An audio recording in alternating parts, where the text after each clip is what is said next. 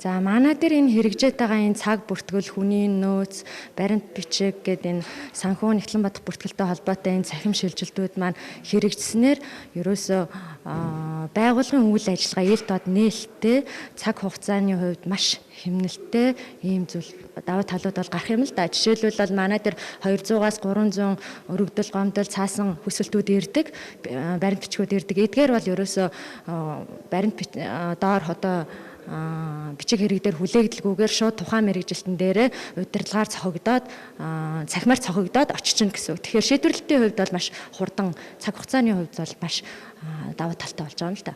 За мөн одоо энэ манай мэрэгжилтнүүд хэрхэн төлөвлөгөө тайлангаа мөн цаасаар бол хийдэг байсан бол энэ маань цахимжаад ирж байгаа юм. Тэгэхээр төлөвлөгөөгөө цахимаар хийчин үүний хэрэгжилт хэрхэн явж байгааг мөн удирдлага болон мэрэгжилтээ өөрөө хуваар хараад явчихж байгаа гэсэн үг. Энэ бүх болгоно нь бол ил дод нээлттэй гараад ирж байгаа гэсэн.